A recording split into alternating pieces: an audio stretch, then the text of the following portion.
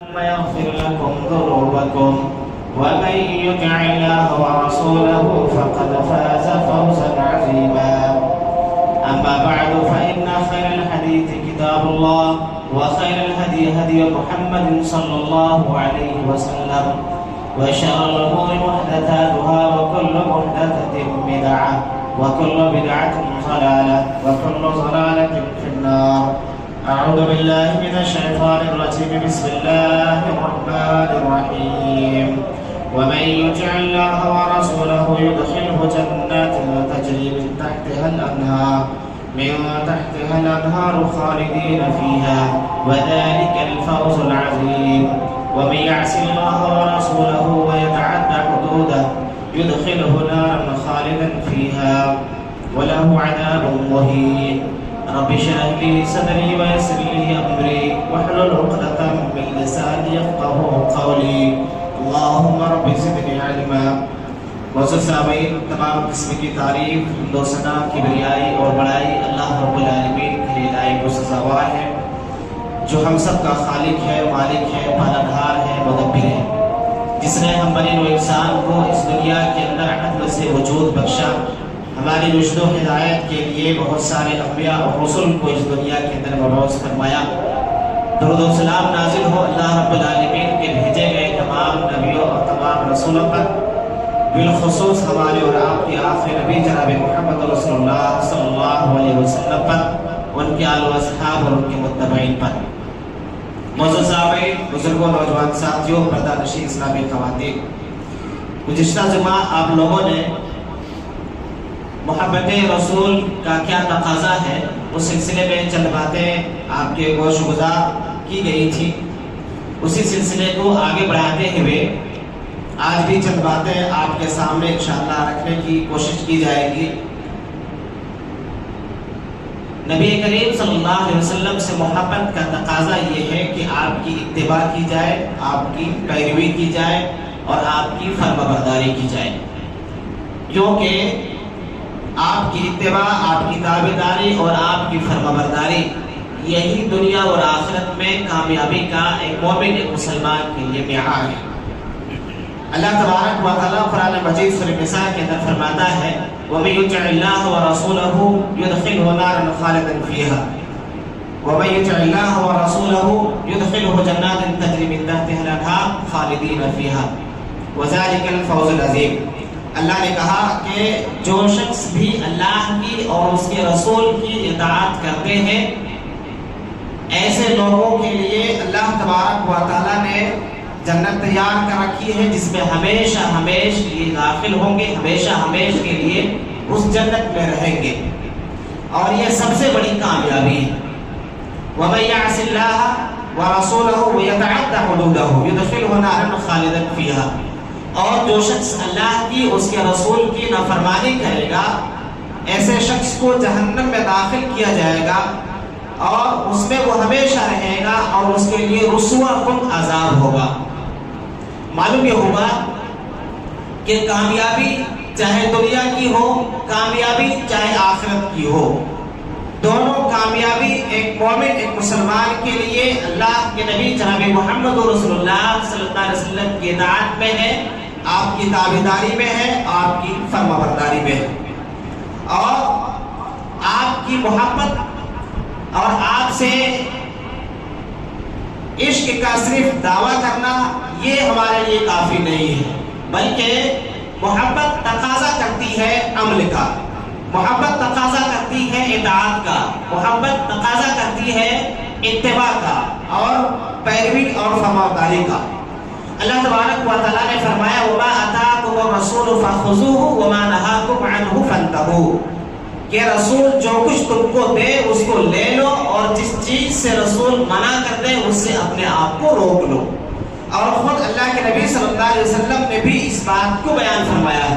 اس بخاری کی حدیث ہے، حضرت ابو ہریرہ رضی اللہ عنہ راوی حدیث ہے، اللہ کے نبی صلی اللہ علیہ وسلم نے فرمایا فَإِذَا نَهَيْتُكُمْ عَنْ شَيْءٍ فَاجْتَنِبُوهُ، میں جب کسی چیز سے تم کو روک دوں تو اس سے اپنے آپ کو الگ کر لو۔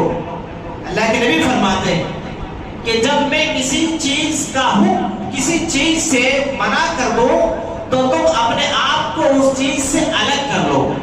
وَإِذَا أَمَرْتُكُمْ بِأَمْرٍ، اور جب میں کسی کام کو کرنے کا حکم دوں، فَأْتُوا مِنْهُ مَا اسْتَطَعْتُمْ، تو اپنی طاقت بھر اس کام کو کرو. دو چیزیں اللہ کے نبی نے بتائی کہ جب کسی کام سے میں منع کر دوں تو اپنے آپ کو اس کام سے بالکل الگ کر لو، اور جب کسی کام کو میں کرنے کا حکم دوں تو اپنی طاقت بھر اس کام کو انجام دو اور کرو.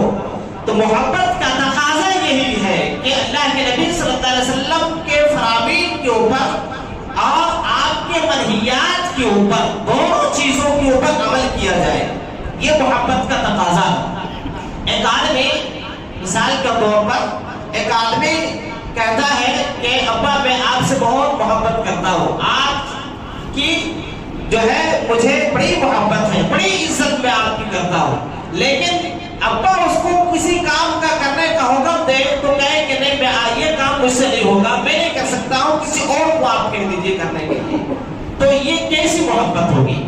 ایک آدمی دعویٰ کرتا ہے کہ میں اپنے باپ سے محبت کرتا ہوں لیکن باپ کی فرمانبرداری نہیں کرتا. تو ہمارا سماج، ہمارا معاشرہ اس آدمی کو نالائق بیٹا اور نافرمان بیٹا ہی کہے گا.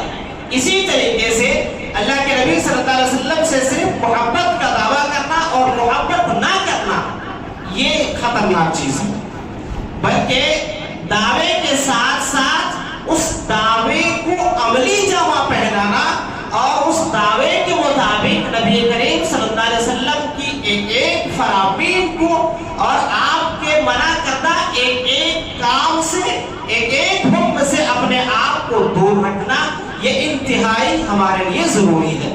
جہاں تک ہم کر سکتے ہیں اتنا کرنے کی ضرورت ہر مسلمان کو ہے. صحابہ کرام رضی اللہ عنہ، صحابہ کرام نے صرف زبانی دعویٰ نہیں کیا بلکہ صحابہ کرام نے اپنی عملی زندگی میں بتایا کہ ہمیں اپنے نبی سے جو محبت ہے صرف زبان کی حد تک نہیں ہے، بلکہ ہم اپنے نبی کی محبت میں صحابہ اپنی جان کو بھی قربان کیے اور اپنی جان کو قربان کرنے کے لیے تیار بھی ہمیشہ رہتے تھے.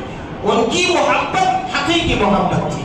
اللہ کے نبی صلی اللہ علیہ وسلم جب ہجرت کرتے ہیں تو ہجرت کی رات اللہ کے نبی صلی اللہ علیہ وسلم حضرت علی رضی اللہ عنہ حکم دیتے ہیں کہ علی آج کی رات تم میرے بستر پہ سو جاؤ.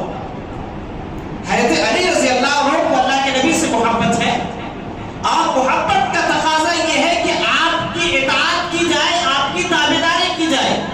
اللہ کے نبی صلی اللہ علیہ وسلم کا حکم ہوتا ہے، حضرت علی رضی اللہ عنہ آپ کے بستر پہ سو جاتے ہیں. صبح ہوتی ہے، کافر جب آپ کے بستر کو دیکھتے ہیں تو وہ حضرت علی رضی اللہ عنہ کو پاتے ہیں. بہرحال ان کے ساتھ جو ہے ایذائیں پہنچائی جاتی ہے، ظلم کو ان کو کیا جاتا ہے، مار پیٹ کی نوبت بھی آتی ہے. بتانے کا مقصد یہ ہے کہ حضرت علی رضی اللہ عنہ کو یہاں پر اس بات کا بھی خطرہ تھا کہ کافروں نے چاروں طرف سے آپ کے مکان کو گھیرا ہوا ہے. یہاں سونا، آپ کی بستر پہ سونا، آپ کے گھر پر رات گزارنا اپنی جان کو خطرے میں ڈالنا ہے اور کافروں کے ہتھے چڑھنا ہے. اس کے باوجود چونکہ ان کو نبی سے محبت تھی اور اس محبت کے تقاضے کو پورا کرنے کے لیے اپنی جان کی پرواہ کیے بغیر اللہ کے نبی صلی اللہ علیہ وسلم کے بستر پہ سوئے اور آپ کے گھر پہ انہوں نے رات گزاری. اسی طریقے سے ایک واقعہ ہے، بڑا مشہور واقعہ ہے صحیح مسلم کا. حضرت ربیعہ بن مالک، حضرت ربیعہ بن کعب رضی اللہ عنہ، ایک صحابی. یہ صحابی جو ہے اللہ کے نبی صلی اللہ علیہ وسلم کی خدمت کیا کرتے تھے. رات میں جب اللہ کے نبی کو ضرورت پیش آتی تھی، یہ پانی لے کر کے آتے تھے، آپ تہجد کے لیے اٹھتے تھے، آپ کے لیے مسواک کا انتظام کرتے تھے، دوسری چیزوں کا انتظام کرتے تھے. ایک رات کو جب اللہ کے نبی صلی اللہ علیہ وسلم اٹھے، انہوں نے اللہ کے نبی صلی اللہ علیہ وسلم کے لیے آپ کی خدمت میں پانی پیش کیا. اللہ کے نبی صلی اللہ علیہ وسلم نے اس دن حضرت ربیعہ رضی اللہ عنہ سے کہا کہ ربیعہ، جو کچھ مانگنا ہے آج مانگ لو، جو کچھ مانگو گے تمہیں عطا کر دیا جائے گا، اللہ رب العالمین سے میں تمہیں عطا کرواؤں گا. انہوں نے کہا کہ اللہ کے نبی جنت میں آپ کی رفاقت چاہتا ہوں، جنت میں آپ کی رفاقت چاہتا ہوں، آپ کی معیت چاہتا ہوں۔ جس طریقے سے دنیا میں اللہ کے نبی میں آپ کی خدمت کرتا ہوں، آپ کے ساتھ اٹھنا بیٹھنا ہوتا ہے، رات کو بھی میں آپ کی خدمت کے لیے حاضر ہوتا ہوں، جنت میں بھی اللہ کے نبی آپ کی اسی طریقے سے معیت چاہتا ہوں اور آپ کی رفاقت چاہتا ہوں۔ اللہ کے نبی صلی اللہ علیہ وسلم نے پھر پوچھا کہ دیکھ لو اور کچھ مانگنا ہے تو مانگ لو۔ انہوں نے کہا اللہ کے نبی بس یہی ایک خواہش ہے، یہی ایک آرزو ہے، اس کے علاوہ کچھ نہیں چاہیے۔ اللہ کے نبی صلی اللہ علیہ وسلم نے فرمایا اعنی علی نفسک بکثرۃ السجود، کثرت سجود کے ذریعے میری مدد کرو۔ آپ نے خوش ہو کر کے اس صحابی کو مانگنے کا موقع دیا، اس صحابی نے مانگا کہ جنت میں آپ کی رفاقت چاہیے۔ اللہ کے نبی صلی اللہ علیہ وسلم نے آپ کی رفاقت کیسے ملے گی کہا کہ کثرت سجود کے ذریعے میری مدد کرو۔ اللہ کے نبی صلی اللہ علیہ وسلم نے یہ نہیں کہا کہ صرف میرا نام لیے پھرتے رہو، آپ نے یہ نہیں کہا کہ میرے نام کی چھنڈیاں لگاؤ، آپ نے یہ نہیں کہا کہ میرے نام کا جو ہے مالا جپتے رہو اور کوئی چیز نہیں کہی، بلکہ اللہ کے نبی صلی اللہ علیہ وسلم نے عمل کی طرف ابھارا اور کہا کہ دنیا کے ساتھ ساتھ آخرت میں اگر تم میرا ساتھی بننا چاہتے ہو، آخرت میں جنت میں میرا ساتھ چاہیے، میری معیت چاہیے، میری رفاقت چاہیے، تو تم نماز پڑھو اور نماز کے ذریعے اس کام کے اوپر میری مدد کرو، تو تمہیں جنت میں میری رفاقت اور میری معیت نصیب ہوگی۔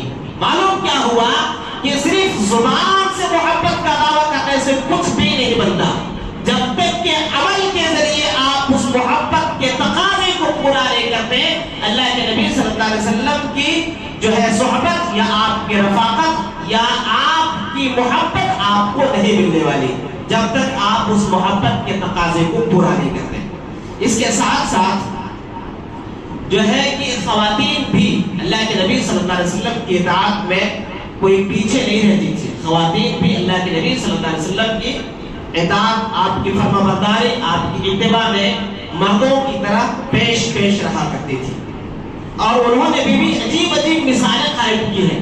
ایک مثال ہے، ایک واقعہ ہے، حضرت ام المؤمنین ام حبیبہ رضی اللہ عنہا، ان کے والد ابی سفیان کا انتقال ہو گیا۔ ابو سفیان رضی اللہ عنہ کے انتقال کے بعد ام حبیبہ رضی اللہ عنہا نے 3 دن کے بعد انہوں نے خوشبو لگائی، اپنے آپ کو انہوں نے سنوارا اور زینت اختیار کی، اور پوچھنے والے سے کہا کہ میں نے اس لیے یہ زینت اختیار کی ہے، میں نے اس لیے خوشبو اور تیل وغیرہ کا استعمال کیا ہے، جبکہ مجھے اس کی ضرورت نہیں ہے، لیکن صرف اس لیے کہ اللہ کے نبی صلی اللہ علیہ وسلم نے یہ کہا ہے کہ کسی بھی مرنے کے بعد 3 دن سے زیادہ سوگ منانا درست نہیں ہے، سوائے بیوی کے، وہ شوہر کے انتقال کے بعد 4 مہینے 10 دن تک سوگ منائے گی، اور صرف اسی حدیث کے اوپر میں نے عمل کرنے کے لیے میں اپنے باپ کے انتقال کے 3 دن کے بعد میں نے یہ میک اپ اختیار کیا ہے اور میں نے یہ زیب و زینت اختیار کی ہے، صرف نبی کی اتباع میں، نبی کی پیروی میں اور نبی کی سنت کو اپنانے میں۔ ایک صحابی رسول ہے، واقعہ اور یاد آیا، ایک صحابی رسول ہے حضرت معقل بن یسار رضی اللہ عنہ، سنن ابن ماجہ کی حدیث ہے۔ ایک دفعہ وہ کھانا کھا رہے تھے، کھانا جہاں کھا رہے تھے کچھ اجمی لوگ بھی وہاں پر بیٹھے ہوئے تھے۔ اجمی لوگ یعنی جو غیر عرب رہتے ہیں، ہم لوگ جیسے ہیں انڈیا پاکستان والے، ہم عرب نہیں ہیں تو ہم کو عرب لوگ اجمی بولتے ہیں، تو غیر عرب لوگ، کچھ اجمی لوگ ان کے پاس بیٹھے ہوئے تھے، وہ کھانا کھا رہے، کھانا کھاتے کھاتے ایک لقمہ ان کے ہاتھ سے گر گیا، اور اس گرے ہوئے لقمے کو انہوں نے اٹھایا، صاف کیا اور پھر سے اس کو کھا لیا۔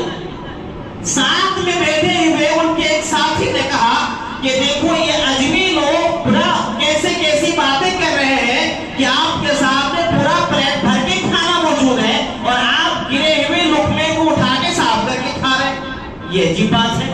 تو انہوں نے کہا کہ یہ بیوقوف لوگ، یہ احمق لوگ برا سمجھتے ہیں سمجھنے کو، برا سوچتے ہیں سوچنے کو، برا کہتے ہیں کہنے دو، ہمیں اللہ کے نبی صلی اللہ علیہ وسلم کی حدیث پیاری ہے، آپ نے کہا کہ اگر لقمہ گر جائے تو اس کو اٹھاؤ اور صاف کر کے کھا لو. کون کیا سوچتا ہے, کون کیا کہتا ہے, ہمیں اس سے کوئی غرض نہیں ہے. اللہ کے نبی صلی اللہ علیہ وسلم کی سنت کیا ہے, آپ کا فرمان کیا ہے, یہ ہمیں پیاری ہے اور یہی اسی کے اوپر ہمیں عمل کرنا ہے. اس کے ساتھ ساتھ ایک چیز جو ہے, اللہ کے نبی صلی اللہ علیہ وسلم کی اتباع اور تابعداری, یہ تمام اختلافات کا حل بھی ہے, محبت کا تقاضا ہے, اور ساتھ ہی ساتھ تمام اختلافات, تمام جھگڑوں کا حل یہی ہے کہ اللہ کے نبی صلی اللہ علیہ وسلم کی اتباع کی جائے اور آپ کی پیروی کی جائے. تمام اختلافات کا, تمام جھگڑوں کا حل یہی ہے. آج امت کے اندر جو یہ سارے فسادات, یہ سارے جھگڑے اور سارے فتنے ہیں, ہم فلانے امام کے ماننے والے, ہم فلانے امام کے ماننے والے, ہم فلانے مسلک والے, ہم دماغی مسلک والے, یہ تمام اختلافات کا حل یہی ہے کہ آدمی نبی کریم صلی اللہ علیہ وسلم کی سنت کو اپنائے, آپ کی تابعداری, آپ کی اطاعت کرے.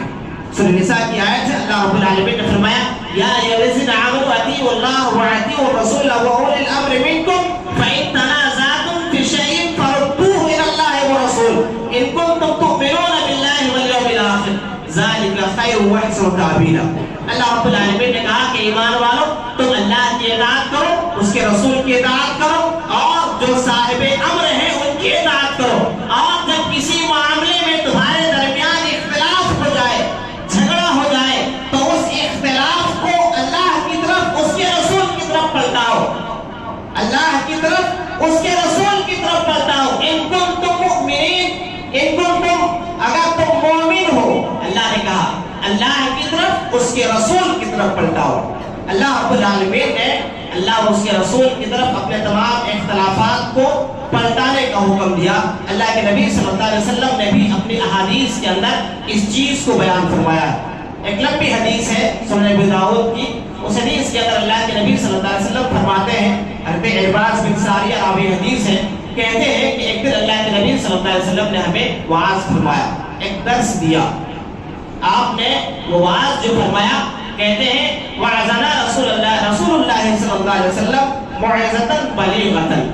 اللہ کے نبی نے ایسا وعظ فرمایا, ایسا درس دیا اللہ کے نبی نے, ایسا خطبہ اس دن آپ کا تھا, کہتے ہیں وجلت منها القلوب وذرفت منها العیون, ہمارے دل کانپنے لگے, ہماری آنکھوں سے آنسو بہنے لگے. قلنا یا رسول اللہ کأنها موعظۃ مودع فاوصینا, ہم نے کہا کہ اللہ کے نبی معلوم ہوتا ہے کہ یہ آپ کا آخری خطبہ ہے, آپ آخری درس دے رہے ہیں. اگر ایسا ہے اللہ کے نبی, آپ ہمیں کسی بات کی وصیت کیجئے, آپ ہمیں نصیحت کیجئے. اللہ کے نبی صلی اللہ علیہ وسلم نے نصیحت کی, وصیت کی, اور نصیحت کرتے ہوئے آپ نے فرمایا اوصیکم بتقوی اللہ والسمع والطاعہ وان تعمر علیکم عبد حبشی. اللہ کے نبی صلی اللہ علیہ وسلم نے فرمایا میں تم کو نصیحت کرتا ہوں اس بات کی کہ تم اللہ سے ڈرو گے, اللہ کے علاوہ کسی اور سے نہیں ڈرو گے. اور میں اس بات کی وصیت اور نصیحت کرتا ہوں کہ تم اپنے امیر کی اطاعت کرو گے اگرچہ تمہارا امیر ایک حبشی غلام ہو.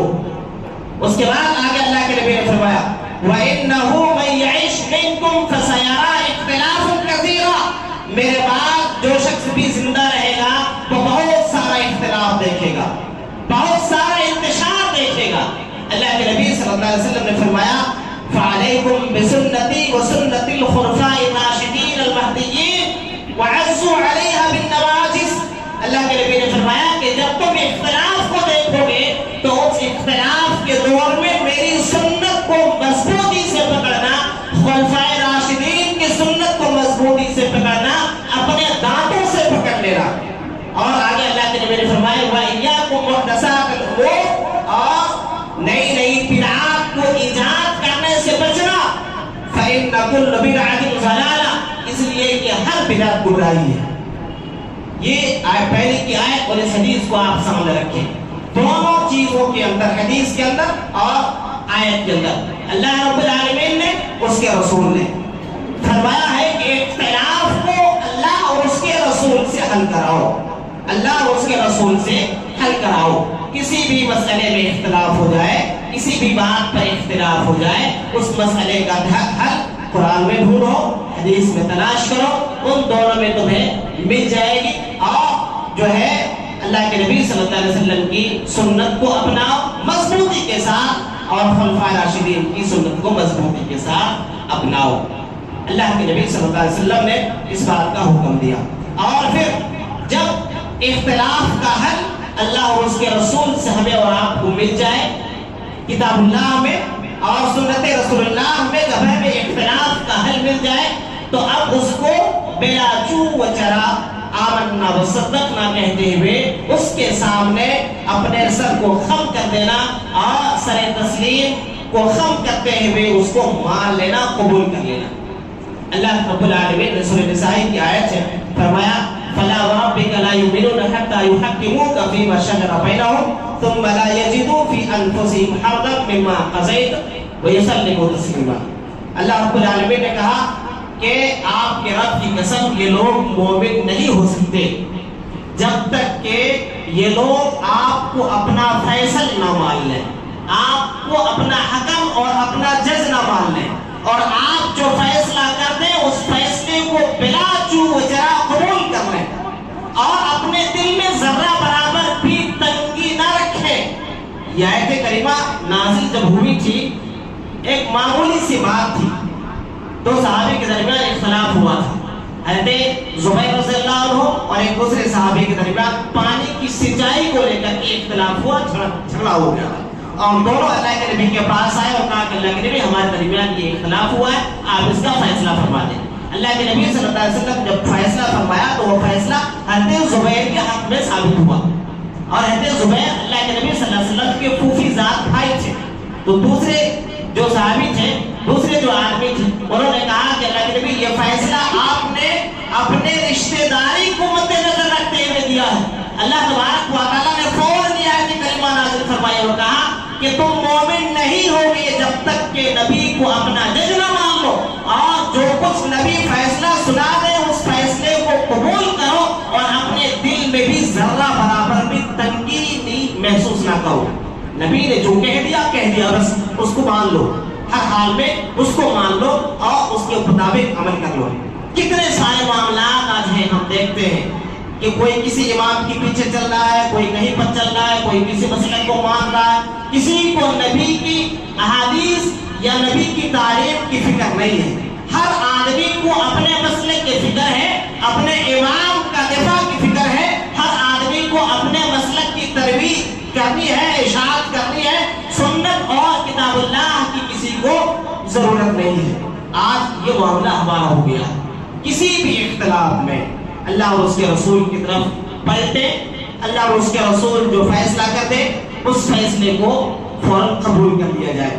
ایک آیت اور ہے سورہ احزاب کی، اللہ تبارک و تعالیٰ نے اس کے اندر ایک معمولی واقعہ پیش آیا تھا، اور ہم دیکھیں کہ معاشرے اعتبار سے وہ واقعہ پیش آنا لازمی تھا۔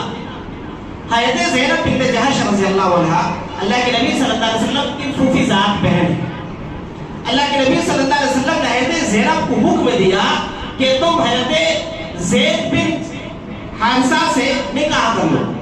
حضرت زید بن حارثہ کون ہے؟ یہ اللہ کے نبی صلی اللہ علیہ وسلم کے غلام تھے، بعد میں اللہ کے نبی نے آزاد کر دیا تھا۔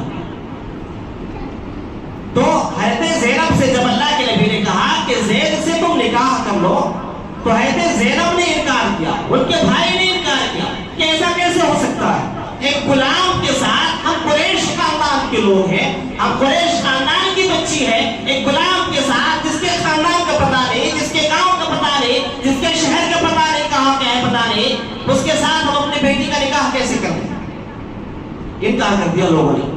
انکار جو ہی کیا اللہ تبارک و تعالیٰ نے قرآن مجید کے اندر آیت کریمہ نازل فرمائی سورہ احزاب کے اندر۔ اللہ رب العالمین نے فرمایا وَمَا كَانَ لِمُؤْمِنٍ وَلَا مُؤْمِنَةٍ إِذَا قَضَى اللَّهُ وَرَسُولُهُ أَمْرًا أَن يَكُونَ لَهُمُ الْخِيَرَةُ مِنْ أَمْرِهِمْ۔ کسی مومن مرد کے لیے، کسی مومنہ عورت کے لیے یہ جائز ہی نہیں ہے کہ جب اللہ اور اس کا رسول کسی بات کا فیصلہ کر دے اور اللہ اور اس کا رسول کسی کام کا حکم دے تو اس کا اختیار ختم ہو جاتا۔ اللہ اور اس کے رسول نے کسی بات کا حکم دیا، فیصلہ کر دیا، ہم نہیں اس کو کاٹ سکتے ہیں، نہ اس کا انکار کر سکتے ہیں، اور نہ ہی اس کو رد کر سکتے ہیں. ہر حال میں اس کو ماننا ہے اور ماننا ہی ہے. آگے اللہ رب العالمین نے فرمایا وَمَن يَعْصِ اللَّهَ وَرَسُولَهُ فقط ضل ضلالا مبینا. جو شخص اللہ کی اور اس کے رسول کی نافرمانی کرے گا بہت دور کی گمراہی میں جا پڑے گا. جب آیت کریمہ نازل ہوئی فوراً حضرت زینب آئے اور کہا کہ اللہ کے نبی مجھے یہ رشتہ منظور ہے. ہمیں اللہ اور اس کے رسول کی مخالفت کر کے جو ہے گمراہی میں نہیں پڑنا. اللہ اور اس کے رسول کا جو حکم ہے اللہ کے نبی ہمیں منظور ہے, ہمیں یہ رشتہ بھی منظور ہے. اور انہوں نے جو ہے حضرت زید کے ساتھ نکاح کر لیا. تو بتانے کا مقصد یہ ہے کہ ایک جبکہ آپ اس واقعے کے اندر غور کریں معاشرے اعتبار سے حضرت زینب اور ان کے گھر والوں کی طرف سے انکار کرنا بالکل جائز تھا کہ ایک ایسے بچے کے ساتھ ایک ایسے لڑکے کے ساتھ نکاح کرنا جس کے خاندان کا بھی پتہ نہیں, جس کے گاؤں کا بھی پتہ نہیں, جو غلام ہے اس کے ساتھ ایک اونچے اور شریف گھرانے کے خاندان کی بچی کیسے نکاح دے دی جائے, کیسے بیاہ دے دی جائے. ان کا اعتراض, ان کا انکار بالکل جائز تھا. لیکن چونکہ اللہ کے نبی کا حکم تھا, اللہ کے نبی صلی اللہ علیہ وسلم کا حکم تھا اور حکم کی نافرمانی ہو رہی تھی, اللہ رب العالمین نے کہا کہ یہ مومن کے لیے جائز نہیں ہے کہ وہ ایک کسی بھی مومن کے لیے جائز نہیں ہے کہ اللہ اور اس کے رسول کے حکم کو وہ توڑے, اللہ اور اس کے رسول کے حکم کی نافرمانی کرے, اس کا رد کرے. ہر حال میں اس کو ماننا ہی ماننا ہے. اگر کوئی نافرمانی کرتا ہے تو بہت دور کی گمراہی میں پڑتا ہے. ہم اور آپ ٹھہر کر کے یہ دونوں آیتوں کے اوپر غور کریں اور دیکھیں کتنے سارے معاملات ہمارے زندگی میں ایسے ہیں جہاں پر ہم اللہ اور اس کے رسول کے احکام کی دھجیاں اڑاتے ہیں. مسلک کی آڑ میں, امام کی دفاع میں, پیر و فقیروں کو بچانے میں کتنے سارے معاملات ایسے ہیں. اپنے رشتے کو بچانے میں, اپنے خاندان کی عزت کو بچانے میں, اپنے گھر کی عزت کو بچانے میں کتنے سارے معاملات ایسے ہیں. اپنے کمائی کے معاملات آپ دیکھ لیں, اپنے لین دین کے معاملات دیکھ لیں, آپ کاروبار کے معاملات دیکھ لیں, آپ اخلاق کے معاملات دیکھ لیں, عقیدے کے معاملات دیکھ لیں. ہر معاملے میں آپ کو ایک دو نہیں ہزاروں سر سے پیر تک ہم اللہ اور اس کے رسول کی نافرمانی میں ڈوبے ہوئے نظر آئیں گے اور ہزاروں احکام کی دھجیاں اڑاتے ہوئے نظر آتے ہیں. اور ہم اور آپ کہتے ہیں کہ ہم سچے متبع نبی ہیں اور ہم سچے اور پکے اللہ کے نبی صلی اللہ علیہ وسلم کی اتباع کرنے والے ہیں. اور ہمیں اور آپ کو اس لیے دنیا کے اندر جو ساری پریشانیاں ہیں, ہم یہ ساری چیزیں سزائیں جو بھگت رہے ہیں, یہ کہیں نہ کہیں ان چیزوں کا نتیجہ ہے اللہ اور اس کے رسول کی نافرمانی کا. ہم اور آپ اتنے سارے نافرمانی کرنے کے بعد ہم کہتے ہیں ہم بڑے موحد ہیں. قرآن کیا کہتا ہے وَمَن يَعْصِ اللَّهَ وَرَسُولَهُ فَقَدْ ضَلَّ ضَلَالًا مُبِينًا. جس نے نبی کی نافرمانی کی وہ گمراہی میں ہے. ہم نبی کی ہزاروں نافرمانیاں کر کے ہم دعویٰ کرتے ہیں کہ ہم پکے موحد ہیں. دعویٰ ہے کہ نہیں ہمارا دعویٰ؟ ہم پکے موحد ہیں. فجر کی نماز ہم سے نہیں ہوتی, ہم پکے موحد ہیں. جمعہ کی نماز ہماری صحیح ڈھنگ سے ادا نہیں ہوتی, ہم پکے موحد ہیں. تجربہ نماز ہم سے نہیں ہوتی, ہم پکے موحد ہیں. رشتے کو ادا کرنا ہم سے نہیں ہوتا, ہم پکے موحد ہیں. ہمارے معاملات صحیح نہیں, ہم پکے موحد ہیں. کاہے کا موحد ہے, کیسے موحد ہے, کیسے موحد ہے اور کاہے کے موحد ہے؟ اللہ رب العالمین تو کہتا ہے کہ گمراہی ہے. یہ پہلی آیت جو میں نے پڑھی اس کے اندر اللہ رب العالمین نے فرمایا وَمَن يَعْصِ اللَّهَ وَرَسُولَهُ وَيَتَعَدَّ حُدُودَهُ يُدْخِلْهُ نَارًا خَالِدًا فِيهَا. اللہ نے کہا کہ جو شخص بھی رسول کی نافرمانی کرتا ہے, جو شخص بھی اللہ کی نافرمانی کرتا ہے اور حد سے تجاوز کرتا ہے, ایسے شخص کو اللہ تبارک و تعالی جہنم میں داخل کرے گا اور اس کے لیے رسوا کن عذاب ہے. کئی ساری آیتیں آپ کو اس تعلق سے ملے گی جہاں پر اللہ رب العالمین نے کہا ہے کہ نبی کی نافرمانی گمراہی ہے, نبی کی نافرمانی جہنم میں جانے کا سبب ہے. بہرحال وقت زیادہ ہو رہا ہے, اللہ تعالیٰ سے دعا ہے اللہ تعالیٰ ہم سب کو اپنے آخری نبی جناب محمد رسول اللہ صلی اللہ علیہ وسلم سے سچی محبت کرنے کی توفیق عطا فرمائے. اللہ تعالیٰ ہم سب کو محبت کے جو تقاضے ہیں ان تقاضوں کو پورا کرنے کی توفیق عطا فرمائے. اے العالمین ہم سب کو اپنے آخری نبی جناب محمد رسول اللہ صلی اللہ علیہ وسلم کی فرما برداری کرنے, آپ کی اتباع, آپ کی اطاعت, آپ کی تابعداری میں ہر عمل کو انجام دینے کی توفیق عطا فرمائے. اے العالمین جب تک تو ہمیں اس دنیا کے اندر زندہ رکھے, ایمان اسلام توحید پر زندہ رکھنا, جب بھی ہمارا خاتمہ ہو خاتمہ بالخیر ایمان اسلام توحید پر ہمارا خاتمہ فرمانا. آمین ثم آمین. وآخر دعوانا الحمدللہ رب العالمین.